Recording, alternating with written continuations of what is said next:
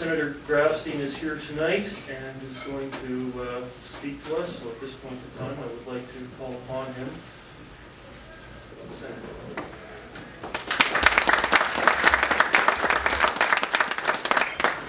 First of all, ladies and gentlemen, distinguished guests, especially Ralph Sperber, we're delighted to be here. We're delighted to join with you and our friends in academia for this very important event. And I want to start by saying a mea culpa, which I mentioned to the rabbi when we had dinner tonight. I'm not sure why Rabbi Tannenbaum asked me to be the honorary chair, since I flunked out of 3 rabbinical colleges. It was only based on those disasters that allowed me to continue my career in politics. So I want to first of all mention the dynamic spirit and persistence that Rabbi Tannenbaum has brought to this task. He and I, when we first met, he told me what he was doing, and I suggested immediately that this was important, not just for the Jewish community, not for the academic community at the University of Toronto, but essentially for Canada. I believe in made in Canada rabbis. And if we can help foster that particular process, I think we'll accomplish a great deal. I'm pro-American, I'm pro-England, I believe in the Queen, I believe in the monarchy, but I also believe in Canada. I always say that if we can do something here that's unique and different, that enhances our citizenship, which I think this institution will do and be, that's an important part of our citizenship in this country. So we're here together to embark on a new creation, to set up a new foundation. We're charting in very difficult and complex waters, but we have great friends in the academic community at the University of Toronto, which by the way is my alma mater. And I think this is important not only to the University of Toronto, to the academic community in general, but also to the Jewish community.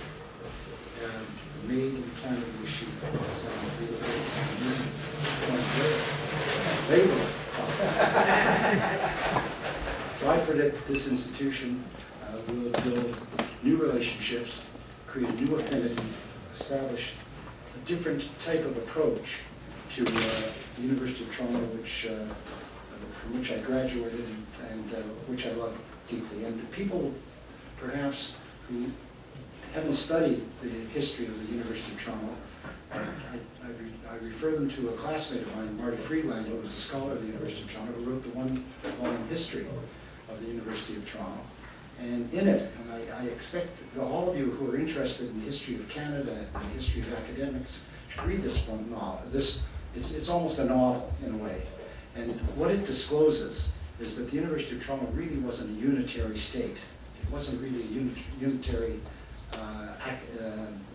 academic community. It was a partnership.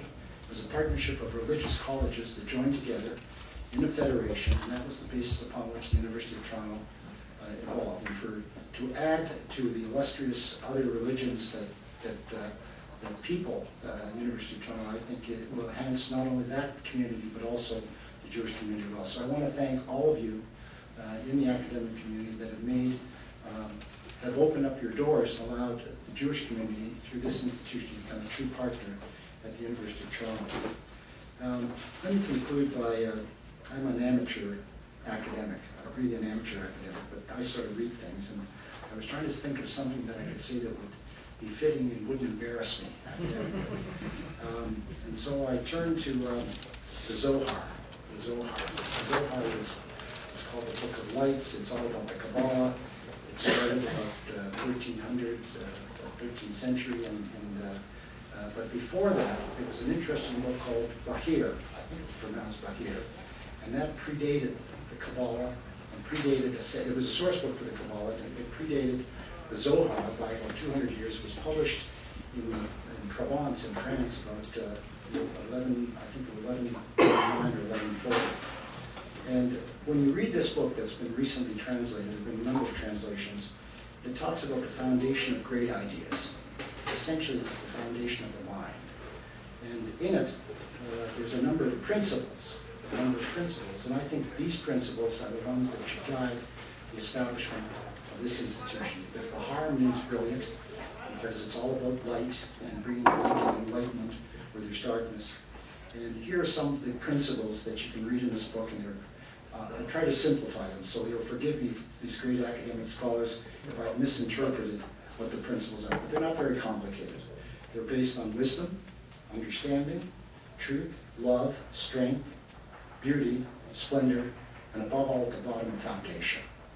And so that if we can start today to build a great foundation for this institution, I think it'll not only strengthen everybody that's in this room, but it will strengthen the fiber of Canada. So I'm delighted to participate here, and I want to commend all of you for coming and having the patience of listening to these amateur words. Thank you very much.